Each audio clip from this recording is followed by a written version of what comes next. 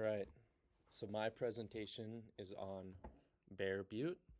This is a picture of Bear Butte from the road here.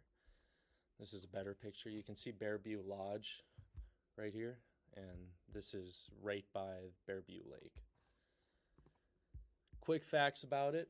Bear Butte is located about 6 miles north of Sturgis, South Dakota, which is right over here. It is a locklith, and its elevation is 4,426 feet above sea level, and it rises about 1,500 feet above the prairie that's surrounding it.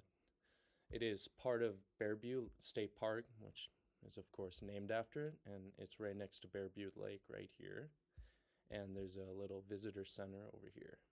There's a 1.85-mile hike to the summit, which is what I am on in this picture from a couple years ago, and it is discovered by European Americans in 1742, which it was a father and son trio, two sons, and they were trying to find a passage to the Pacific. It was a French expedition.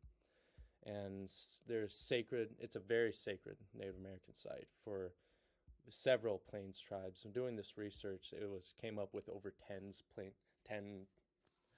plain tribes that it is sacred to, and it's especially sacred to, or the most knowledge of its sacredness is to the Lakota and Cheyenne.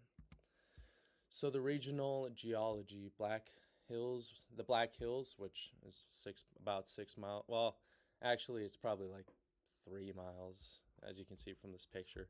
It's super, okay, not even 3 miles there. It's super close to the start of the Black Hills.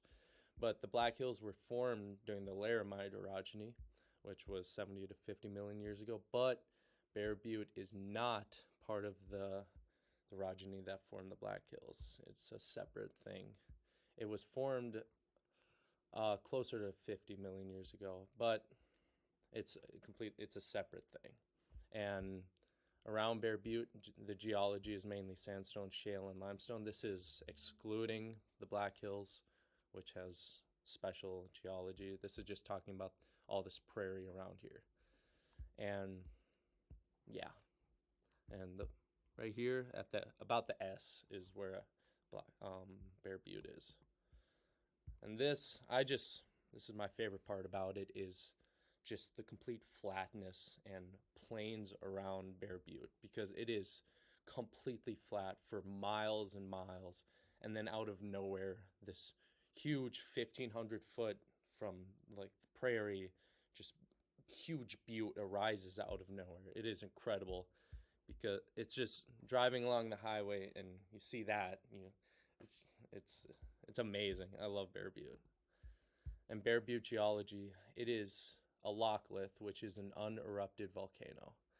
And then the magma pushes up, doming occurs, and as erosion takes away the softer sedimentary rock, what's left is this igneous rock, which here is one of the tops, because there's kind of several tops. And it was formed 65 to 50 million years ago. I like to say it's closer to 55. And it was exposed 20 to 10. So you kind of say that it was made like 20 million years ago, or you could say that it was made 65 million. It's kind of an interesting theory about if it was exposed 20 million years ago, but it was actually like created and it's always been there for 60 or 55 million years. So it's kind of, when was it actually created? That's interesting to think about. The main rock type is phonolite porphyry, which is actually a pretty rare rock. As you can see, this is the best picture of the actual geology that I was able to get of the rock. You can kind of see the felsitic aspects of it right here, definitely shining off the light. You can kind of see that. It's lighter, and there's some red in here too. And it's mainly composed of, like I said, feldspar and nepheline. And the phonolite porphyry, it's a rare rock, like Ed said. Devil's Tower is also made of the same type of rock. So there's another, and it's also a locklith too. So there's a lot of comparisons between the two. They're only like 100 miles apart or something like that. They're pretty close. And the doming. So doming is when the magma pushes up and the sedimentary rock starts going sideways like this and starts doming around it like that. And it dips away from the center, and that indicates the pressure from the magma coming up. And that's what's consistent with the Locklith Formation. Here's a lot better picture. Imagine this lighter color is a sedimentary rock, and right here is the magma, or the igneous rock probably. And the dike comes up, used to be flat like this down here, but starts bending up, and the doming. Doming is super important. That's what's the main aspect. That's how you can tell a locklith is a locklith. So that's why I keep on bringing it up, because doming is super important for deciphering if it is one or not. Right here, this is a panoramic photo I had gotten of the trail. And I love just the start of the Black Hills in the background here. And there's some rock. You can kind of see some rock. And yep, there's the top. This is the 1.85-mile trail that I had mentioned before. The trail just wraps all the way around. There's a tiny bison herd that they have along here too, which I don't think there's a picture of it. It might be on the other side. And there's the top right there. The cultural significance, very, very important to the Native American tribes that were in the area.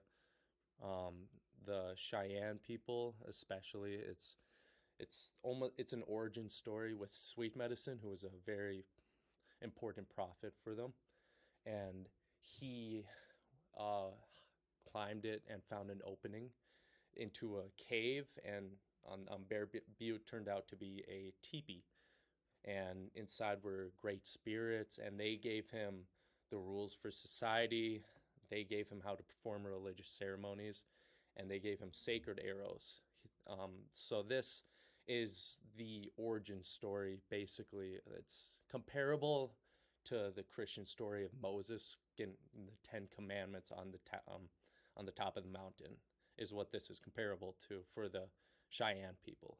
And it's known as Matopaha for the Lakota, which is where the name Bear Butte comes from, it's Bear Mountain, and Nahivos to the Cheyenne, which is the place where the people were taught, which that's consistent with the story, the origin story.